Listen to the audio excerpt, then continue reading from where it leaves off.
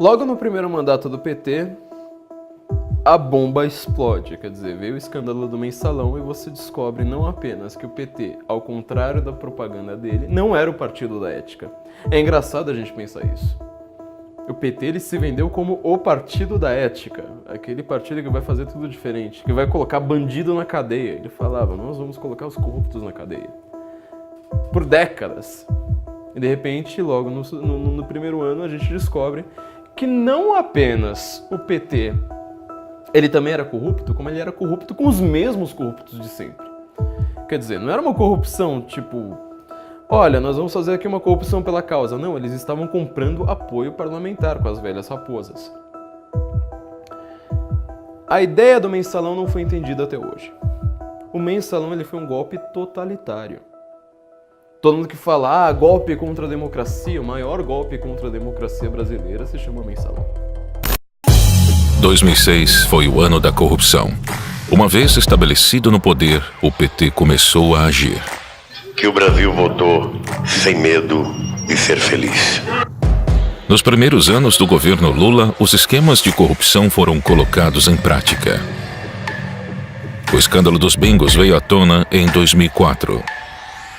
Em 2005, o escândalo dos Correios deu origem às investigações do Mensalão. No meio de tudo isso, ainda teve o caso conhecido como dólares na cueca. Em 2006, a máfia dos sanguessugas desviava dinheiro destinado à saúde.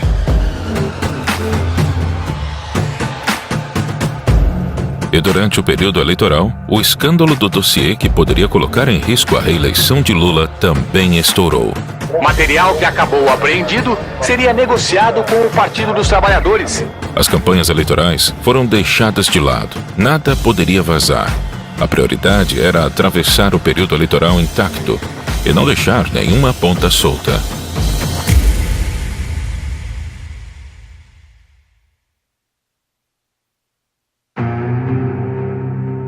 Prometo manter, defender e cumprir a Constituição, observar as leis, promover o bem geral do povo brasileiro, sustentar a união, a integridade e a independência do Brasil.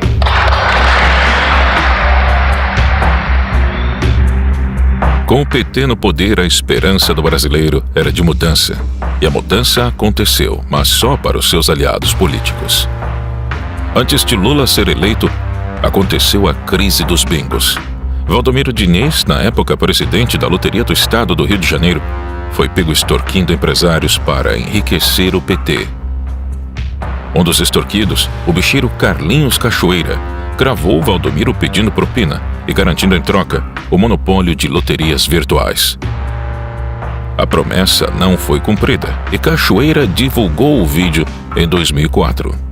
A fita de vídeo a que se referia o subprocurador foi gravada por Cachoeira em 2002.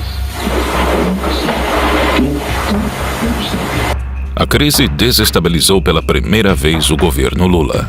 A confissão de Valdomiro Diniz de que, de fato, tinha pedido dinheiro a Carlos Cachoeira para campanhas eleitorais e propina para um amigo. Quando o caso estourou, Valdomiro Diniz era assessor da Casa Civil, governada por José Dirceu, líder do PT. Diniz foi exonerado do cargo no mesmo dia. Para atenuar a crise, Lula passou uma medida provisória que proibiu o funcionamento de casas de jogos de azar. A segunda crise aconteceu em 2005. O governo federal determinou a abertura de inquérito para apurar denúncia de corrupção nos Correios. Um diretor da empresa, flagrado cobrando propina de empresários, foi afastado.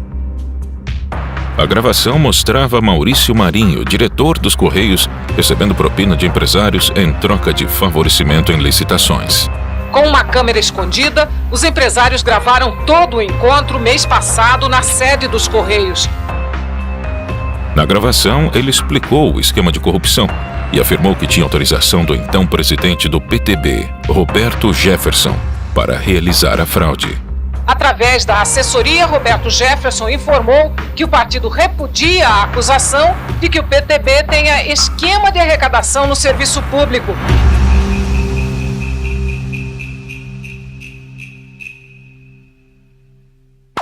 Quando investigado pela CPI dos Correios, Roberto Jefferson abriu a boca. Cabe agora a Roberto Jefferson esclarecer o que diz, o que sabe e o que quer. Maior esquema de corrupção que eu vi nos últimos anos. Que a estatal desviava 3 milhões de reais por mês para o PT. O mensalão foi exposto. Jefferson afirmou que as estatais foram a fonte de dinheiro do mensalão. Licitações, cargos e indicações impulsionaram o esquema de corrupção. Quais são as joias da coroa, digamos assim, da administração federal? Petrobras, Furnas, Eletrobras, os fundos de pensão. Roberto Jefferson apareceu para depor. Chegou mostrando um hematoma no rosto, consequência de um acidente doméstico. Desconfie de quem não ouviu falar no mensalão. Ou se omite por medo de enfrentar o que eu estou enfrentando aqui, ou recebe. Roberto Jefferson lançou acusações graves contra o governo. Afirmou que o PT pagava mesada para deputados de partidos aliados votarem a favor de projetos do governo. Ele fez de tudo para as investigações não chegarem ao nome de Lula. Ô Zé Dirceu, se você não sair daí rápido, você vai fazer réu um homem inocente que é o presidente Lula. Rápido, sai daí rápido, Zé. Pra você não fazer mal a um homem bom, correto, que eu tenho orgulho de ter apertado a mão. José Dirceu foi a testa de ferro do caso. Coloca o então ministro-chefe da Casa Civil em posição central, posição de organização e liderança da prática criminosa.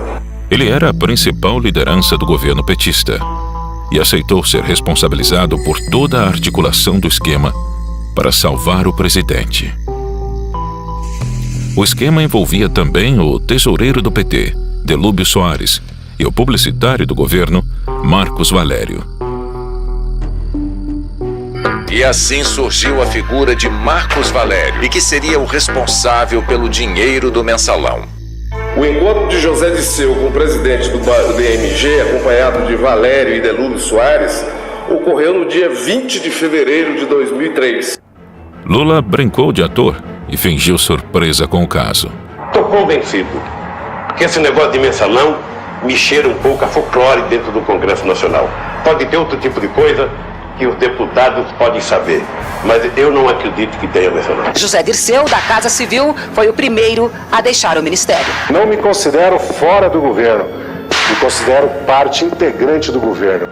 José Dirceu saiu da Casa Civil e Lula colocou uma antiga revolucionária do Partido dos Trabalhadores no cargo, Dilma Rousseff. É um compromisso comigo mesmo, de agradecer a todos aqueles que rezaram por mim, que fizeram orações por mim. Em meio ao mensalão, Adalberto Vieira, assessor do deputado José Guimarães do PT, foi detido pela Polícia Federal no aeroporto de Congonhas. Ele tinha R$200 mil em uma maleta e mais $100 mil na cueca. Os valores não declarados seriam usados para os pagamentos do mensalão. Um dirigente do PT foi preso em São Paulo ao tentar embarcar num voo para Fortaleza com R$200 mil e $100 mil. José Adalberto disse que a quantia era dele, mas não quis dar explicações sobre a origem. Brasília estava pegando fogo e a situação iria piorar.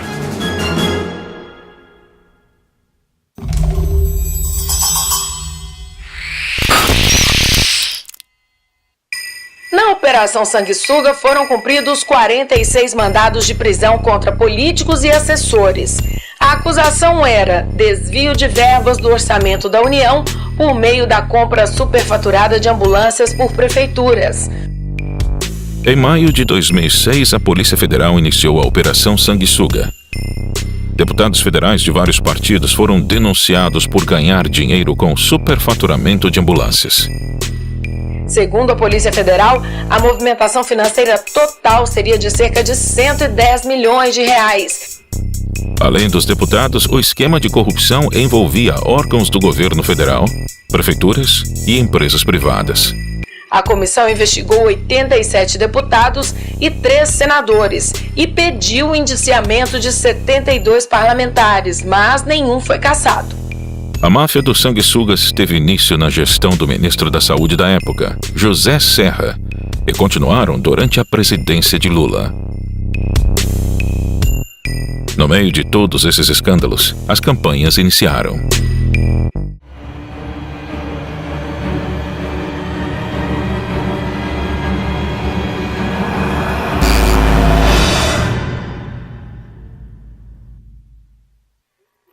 Em Cuiabá, a Polícia Federal abriu inquérito sobre a origem do dinheiro encontrado com Gedimar Pereira Passos e Valdebran Padilha.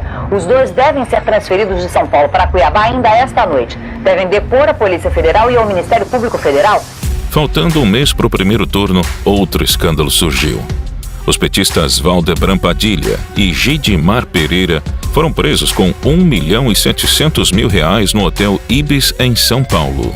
Valdebran Padilha se hospedou neste hotel na quarta-feira da semana passada. Ele revelou à Polícia Federal que naquele mesmo dia recebeu de Gedimar Passos o total de R$1 milhão.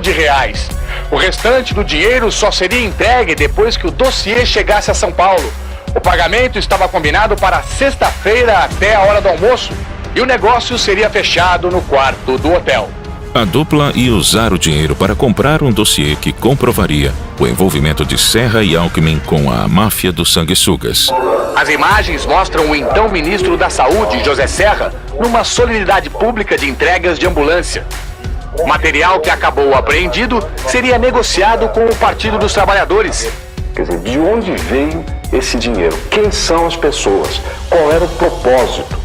Porque isso está contra as regras da normalidade do jogo democrático. O dossiê seria entregue em São Paulo para Valdebran Padilha, filiado ao PT e arrecadador de campanha em Mato Grosso. A missão de Valdebran era se certificar da existência do dinheiro que pagaria as informações de Vedoim. Em declaração à Polícia Federal, Gedimar afirmou que tinha sido contratado pelo assessor pessoal de Lula, Freud Godoy. Na Secretaria Particular da Presidência da República, em Brasília, trabalham Freud e Godoy, que, como disse Gedimar no depoimento, tem uma empresa de segurança. Freud é filiado ao PT desde 89, trabalhou em todas as campanhas do presidente Lula e hoje é assessor especial da Presidência da República, lotado na Secretaria Particular da Presidência. Ele tem uma sala no Palácio do Planalto, no mesmo andar do gabinete de Lula. Lula não participava dos debates, não dava entrevistas e não dava explicações sobre o dossiê fora do horário eleitoral gratuito. Cristóvão Buarque perguntou a Lula, ainda que ele não estivesse no debate, como ficaria a situação do presidente caso algo fosse descoberto sobre a participação dele no dossiê. O presidente Lula preferiu trocar o debate que você acabou de ver aí por um último comício. Foi em São Bernardo do Campo, no ABC Paulista, onde ele começou na vida política. A praça que foi escolhida para o último comício antes das eleições é reduto dos sindicalistas no ABC. Mesmo mergulhado em escândalos, Lula foi o mais votado no primeiro turno. Os votos apurados até agora também indicam segundo turno entre Lula e Geraldo Alckmin. Vamos aos números da apuração já bastante adiantada. Até agora foram apuradas 73,76% das urnas em todo o Brasil e Luiz Inácio Lula da Silva aparece em primeiro lugar com 49,31% dos votos válidos. Em segundo lugar, Geraldo Alckmin, do PSDB, com 40,91% dos votos válidos. Como que um governo mergulhado em escândalos se reelegeu com tamanha facilidade? Durante a campanha daquele ano, uma operação de guerra com duas peças fundamentais foi montada para salvar Lula das acusações de corrupção. Primeiro, Marcos Valério. O empresário recebeu R$200 milhões do PT para não falar no nome de Lula e poupar o presidente quando investigado pela polícia no Mensalão. O senhor combinou diretamente com o presidente da República ou fez por intermediários? O senhor não vai responder. Segundo, Fernando Henrique Cardoso. O ex-presidente concordou em tranquilizar a oposição para não criar uma divisão no Brasil. Os tucanos aceitaram a ordem de FHC e a ideia de derrubar o PT do governo definhou.